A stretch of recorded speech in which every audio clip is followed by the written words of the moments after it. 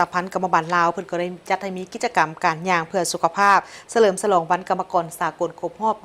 140 ปีกิจกรรมย่างเพื่อสุขภาพเฉลิมฉลองวันกรรมกรสากลจัดขึ้นวันที่1 พฤษภาคม 2026ที่สวนประตูไซนครหลวงวิจันทร์ให้เกียรติเข้าร่วมโดยมีทานกีแก้วไข่คำพิทูลประธานศูนย์กลางแนวลาวสั่งชาติฐานคำพันธ์เผยยวงศ์หัวหน้าคณะโฆษณาโฮมศูนย์กลางภาคมีบรรดารัฐมนตรีรองรัฐมนตรีประธานรองประธานสหพันธ์กรรมบาลกระทรวงองค์การนครหลวงเวียงจันทร์ผู้ตั้งหน้าจากองค์การจัดตั้งสากลประจำลาวพนักงานรัฐกรสมาชิกกรรมบาลกรรมกรผู้ออกแรงงานและมวลชนเข้าร่วมโอกาสดังกล่าวท่านวิไลวงศ์คเสริมรองประธานคณะบริหารงานศูนย์กลางสหพันธ์กรรมบาลลาวได้ยกให้เห็นประวัติแห่งการกำเนิดเติบใหญ่ของวันกรรมกรสากลครบรอบ140 ปีซึ่งเป็นวันที่มีความหมายสำคัญอย่างยิ่งสำหรับชนชั้นกรรมกรและสาวผู้ออกแรงงานในทั่วโลกเป็นวันที่ชนชั้นกรรมกรได้เต้าโหมความสามัคคีกันลุกฮือขึ้นต่อสู้การกุดขี่ขูดหีดเพื่อทวงเอาสิทธิพื้นฐานของพลเมืองและผลประโยชน์อันชอบธรรมของตนจากพวกนายทุนซึ่งในศตวรรษที่ 18 หาต้นศตวรรษที่ 19 ชนชั้นกรรมกรถือกดขี่ขูดหีดอย่างหนักหน่วงพวกนายทุนได้บังคับให้กรรมกรออกแรงงาน 14-15 ชั่วโมงต่อมื้อออกแรงงานหนักแต่ได้ค่าแรงงานต่ำการป้องกันสุขภาพความปลอดภัยบ่ได้ดีและบ่เอาใจใส่ต่อชีวิตการเป็นอยู่จึงพาให้เกิดข้อขัดแย้งนับมือนับหุนแหงจุดประสงค์ก็เพื่อระลึกถึงคุณงามความดีระลึกถึงผลงานโดยความพิราอาหารของชนชั้นกรรมกรสากลในทั่วโลกโดยรวมโดยเฉพาะก็มีพวกเราระลึกถึงเมื่อวันที่1 พฤษภาคมปี 1986 ที่เกิดขึ้นอยู่เมืองซิโกประเทศสหรัฐอเมริกาในเวลานั้นกรรมกรได้ทวงเอาสิทธิผลประโยชน์อันชอบธรรมของเขาเจ้าในการออกแรงงานเป็นต้นเขาได้ทวงให้ผู้ใส่แรงงานคือนายทุนลดพรชั่วโมงให้เวียกลงจาก55 ชั่วโมงต่อมื้อมาเป็น8 ชั่วโมงต่อมื้อก็คือ8 ชั่วโมงเฮ็ดเวียกกับ8 ชั่วโมงได้พักผ่อนและ8 ชั่วโมงได้มีโอกาสศึกษาห้ามเรียนอันนี้ก็เป็นความหมายความสำคัญแต่อีกอย่างนึงในมื้อนี้ก็เพื่อระลึกถึงเฮ็ดให้กรรมกรลาวชนชั้นกรรมกรลาวก็คือชาวแรงงานลาวโดยเฉพาะโดยรวมก็เป็นทั่วโลกนี่ให้เห็นได้คุณค่าของการต่อสู้เพื่อทวงเอาสิทธิผลประโยชน์ชอบธรรม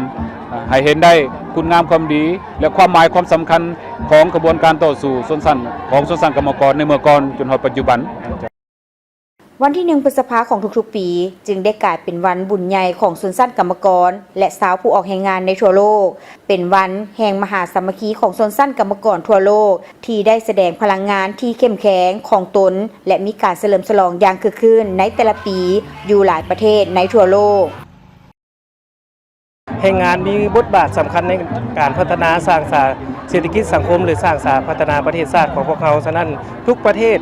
ไม่ว่าจะสปป.ลาวของพวกเขาก็ได้จัดกิจกรรมที่มีความหมายความสำคัญนี่ปีนี้เป็นปีครบรอบ140 ปีวันกรรมกรสากลหรือวันแรงงานฉะนั้นทั่วภาคทั่วรัฐทั่วปวงชนหรือชาวผู้ออกแรงงานบรรดาเผ่าทั่วประเทศของพวกเขาได้มาเต้าโฮมกันบอกว่าจะอยู่นครหลวงเวียงจันทร์ก็อยู่ทั่วทุกบอนที่มีงานโดยเฉพาะเป็นนครหลวงเวียงจันทร์ของพวกเขาวันนี้ได้จัดกิจกรรมที่ยิ่งใหญ่ที่มีความหมายความสำคัญบรรดาแรงงานทุกภาคส่วนทุกแขนงการก็ได้มาเต้าโฮมกันในการย่างเพื่อเฉลิมฉลองวันดังกล่าวนี้จึงมีความหมายความสำคัญที่สุดแรงงานเป็นสิ่งสำคัญในการซุกยู่พัฒนาเศรษฐกิจของประเทศเฮาให้เจริญก้าวหน้าและสำหรับทั่วทุกแขนงการโดยเฉพาะเป็นแขนงการโทรภาพแห่งชาติของพวกเขาหรือสื่อมวลชนของพวกเขาก็ได้มาเข้าร่วมประกอบกิจกรรมที่มีความหมายความสำคัญนี้เนื่องในโอกาสครบรอบ140 ปีนี้เนาะในการเฉลิมฉลองวันกรรมกรสากลทางบริษัทพวกข้าพเจ้าบริษัทเบลาวนี้เนาะก็เป็นบริษัทหนึ่งที่มีการจ้างงานหลายตำแหน่งและพวกเราเห็นคุณค่าของการจ้างงานนี้และเห็นในใดเพื่อเป็นการส่งเสริมและสุขยู่ให้พวกข้าเจ้า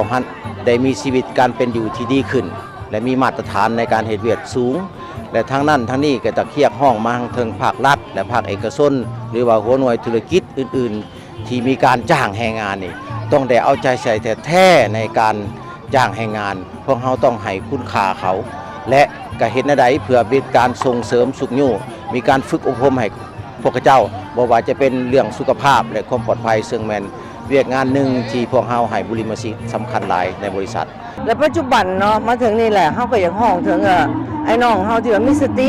ในการที่ว่าเฮียนฮู้อัพความรู้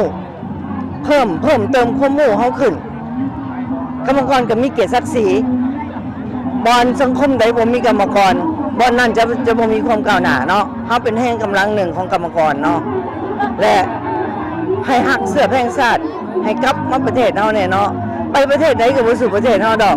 สิกินหยังอยู่แนวใดเนาะก็ฝากถึงที่ว่าไอ้น้องกรรมกรที่ว่าอยู่ทั่วโลก ถือว่าพวกเขามีความพอใจเป็นอย่างยิ่งเนาะเพราะว่าบริษัทเบียร์เล้าของพวกเขาเนื่องจากว่าเขามีหลายๆสวัสดิการที่ว่าเพิ่นได้ให้นอกจากสวัสดิการของบริษัทของพวกเขาเองเนาะพวกเขายังมีอปสแล้วพวกเขาก็ยังมีประกันสุขภาพที่นอกจากอปสก็คือ APA จากบริษัทพงสวรรค์เนาะที่ว่าเพิ่นครอบคลุมมาสุขภาพที่ว่านอกจากห้องหมอหลัดแล้วมันยังมีเครือข่ายห้องหมอเอกชนหลายๆแห่งอีกเนาะนอกเหนือจากนั้นยังมีนโยบายจาก3องค์การจัดตั้งของพวกเขาเองนี่แหละจากสหพันธ์มีหญิงของพวกเขาภายในบริษัทเองอีกน้ำตื่มเจ้า วันนี้เนี่ยมีการเข้าร่วมวันย่างวันกรรมกรก็รู้สึกว่าดีใจหลายเพราะว่าปีกายเฮาก็ได้เข้าร่วมปกตินะเพราะว่าคือแบบเฮาได้ย่างออกกำลังกายเพื่อสุขภาพแล้วก็ได้มีการเตาโฮมว่าวันกรรมกรของเฮาเป็นวันที่ว่าแห่งงานต้องได้มีการจัดขบวนการย่าง กิจกรรมยางในครั้งนี้แมนได้เริ่มจากสวนประตูไซไปหาหอคำแล้วกลับคืนสู่สวนประตูไซซึ่งกิจกรรมครั้งนี้บ่เพียงแต่เป็นการเฉลิมฉลองวันกรรมกรสากลเท่านั้นแต่ยังเป็นการช่วยสร้างความรับรู้ให้สังคมเห็นถึงความสำคัญของสิทธิแรงงานและการปกป้องผลประโยชน์ของผู้ใช้แรงงานให้ดีขึ้นซึ่งจะกลายเป็นกำลังหลักแรงในขบวนการสร้างสรรค์พัฒนาเศรษฐกิจสังคมของประเทศ